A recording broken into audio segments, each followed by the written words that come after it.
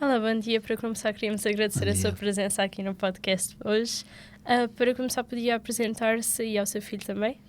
Ok, com certeza. Parabéns por referirem a este tema e muito obrigado por me convidarem.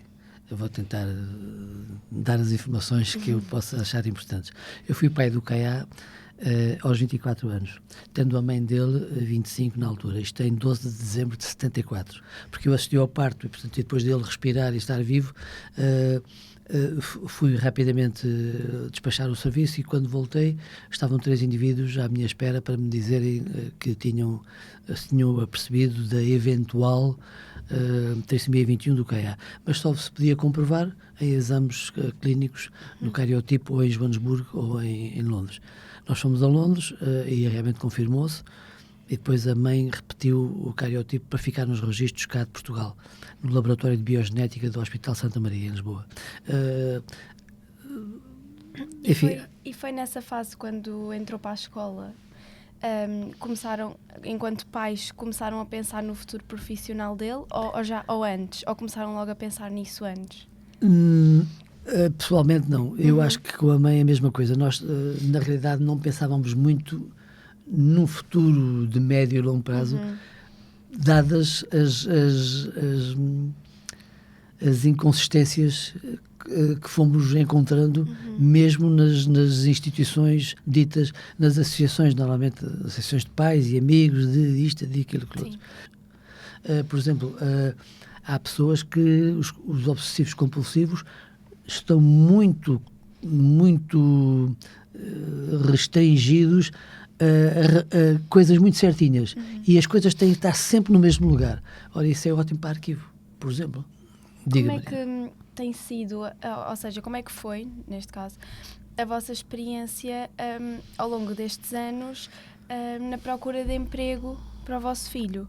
Ou seja, chegaram a procurar, ele tentou candidatar-se, optaram por não o fazer? Como é que foi esse processo? Sim, numa dessas associações onde o CAA esteve inscrito, começaram a fazer cursos pré-profissionais e também ajudados com o Fundo Social Europeu. Portanto, havia verbas europeias que se punham em auxílio de pessoas com algumas dificuldades. E então, lembro-me que ele, na associação, teria feito inicialmente, tentou fazer um curso de reprografia, fotocópias, encadernação, etc. Carregamento das máquinas, tudo aquilo que diz respeito à reprodução, pronto, dessa ordem. Antes tinha feito olaria, azulejaria e cerâmica, que incluía a olaria, mas na olaria e cerâmica a reação dele era, por um lado, agradável, porque o tato, mais na cerâmica do que na azulejaria, era agradável. A azulejaria já depende muito de uma precisão, de uma praxia mais fina, porque tem que se picotar o desenho, tem que se desenhar, enfim, é diferente. Na reprografia e nessa instituição, infelizmente, a parte mais fácil era distribuída pelos alunos, digamos, não é? As partes menos fáceis eram mais assumidas pelos monitores do que lhes criavam a eles a capacidade para chegarem lá.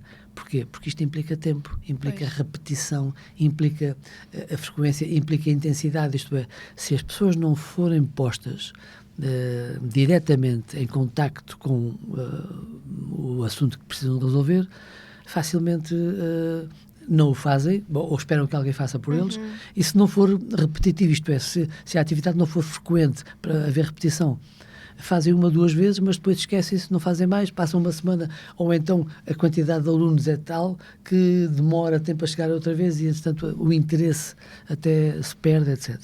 Portanto, foi uma coisa que nós aprendemos mais tarde, ao fazer um curso de pais profissionais, que a intensidade do estímulo e a repetição do estímulo é muito interessante para a aprendizagem. Ele, enquanto estava a fazer esse curso de reprografia numa instituição, estava ao mesmo tempo a dar os primeiros passos no ensino recorrente, isto é, ele já tinha mais de 18 anos, e então já podia só estar integrado no ensino se frequentasse o ensino recorrente.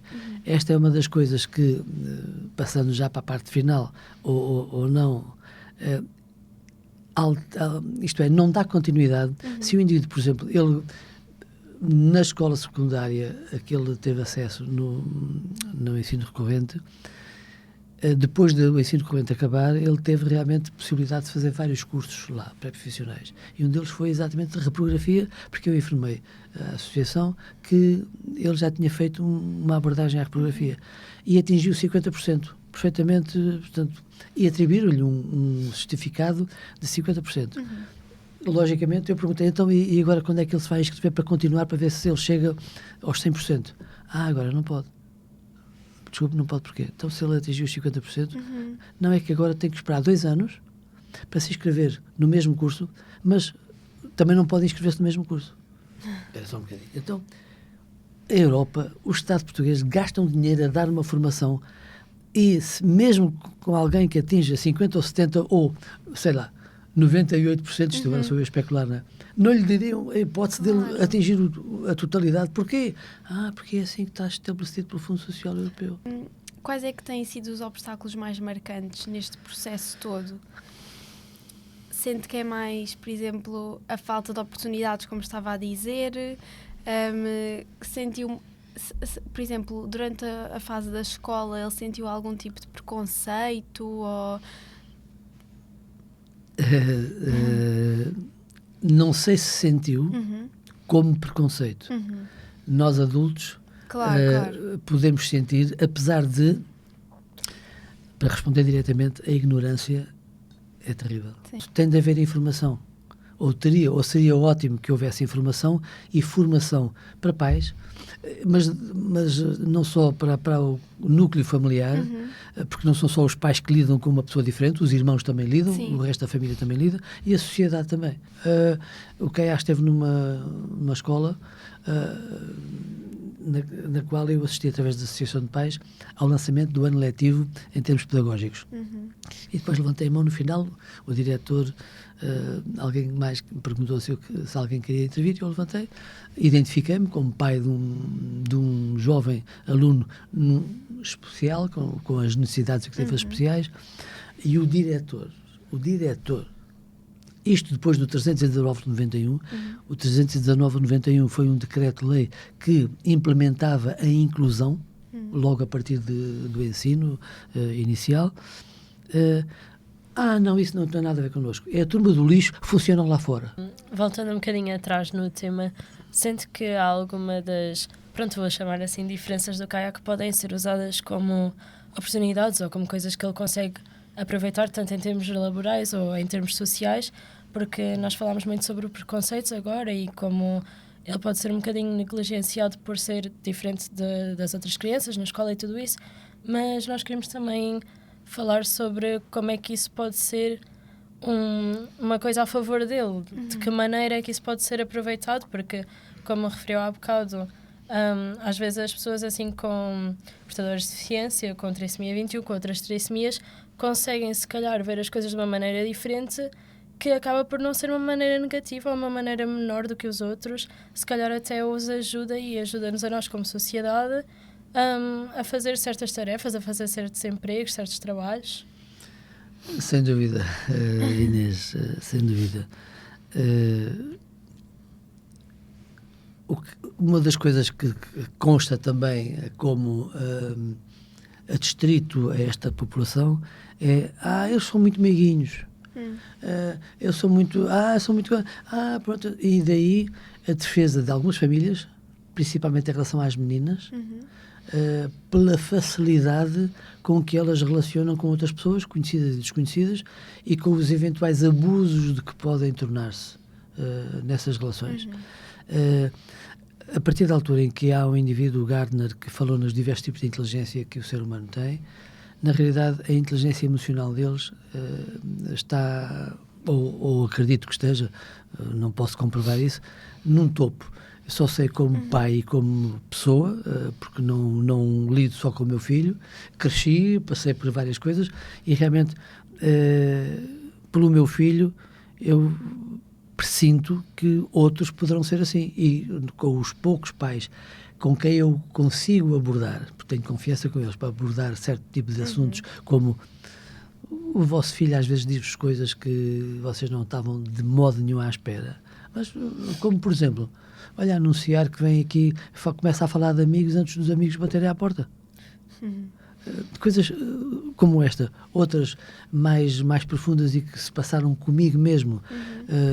Eu já não vivo com a mãe há quase 40 anos, ou há mais de 40 anos, mas ia lá muitas vezes a casa a fazer-lhe estímulos e levava-o, etc. E uma vez chega a casa com uma pasta, e ele, a casa da mãe, onde ele vivia, e ele abre uma porta.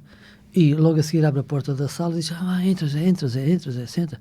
Filho, está bem, mas ainda estou a entrar na porta. Sim, está bem, entra, senta. Oh, filho, está bem, que não estava a perceber qual é a ansiedade dele em que eu me sento e tal. Até que quando já na sala, ele diz-me outra vez: senta, não chores. E aquilo fez-me pau. Deixei cair a mala e sentei-me, porque na realidade eu estava a chorar por dentro. Eu não estava a chorar, estava a gritar por dentro. Tinha acabado de andar de Herodes para Pilatos, como se costuma dizer, andar a tentar resolver os assuntos de um lado e para o outro, e as coisas não funcionavam, e vinha com uma sensação de incapacidade e de impotência e ele, desde a altura em que me abriu a porta, captou captou o quê? Isto para responder mais uma vez à pergunta. Eles podem, aliás, já por 2 vezes sugeri no centro de emprego, ou perguntei se havia alguma atividade em que esta capacidade emocional, agradável, suave desta população pudesse ser posta em benefício de pessoas adoentadas, fossem em casas particulares, fossem associações, lares, mesmo, claro, acompanhadas, ou de preferência acompanhadas por alguém, por uma psicóloga, por uma assistente social, isto é, que serviço de ponte entre as capacidades de uns e as necessidades de outros. Não é? Ainda na semana passada fomos fazer uma intervenção numa escola B mais S, que eu não sabia que havia, pensava que era só C mais S, mas não. Há uma variedade de estruturas de ensino diferentes. E houve duas senhoras pertencentes à Associação dos Amigos do Hospital de Cascais. E com quem estive a falar exatamente sobre isto. Eu fiquei de lhe ligar para um dia experimentar ir com o CAIA e com uma delas darmos um passeio para ver o que é que acontece. Portanto, há potencial, eu acredito que haja potencial, não só... Outra coisa, nós estamos numa mesa, não é? Da mesma maneira que nós podemos não mexer as pernas e estar aqui encaixados com uma cadeira de rodas, há outras pessoas que, não se mexendo, e tão mais novas quanto possível, podem estar deitadas de barriga para baixo numa mesa e haver pessoas ou como o CAIA, ou mesmo a cadeira de rodas, ou com os membros todos ativos, mas ajudarem a fazer patronizações de movimentos que muitas das vezes há bebés que nascem sem essa capacidade. Portanto, ou então, por qualquer razão, portanto, por qualquer questão de doença ou isso, ficam mais atrasados a esse nível, a nível motor, isto é, há uma possibilidade de interajuda e de trabalho centrado no desenvolvimento das pessoas que eles, devidamente enquadrados, poderiam desempenhar.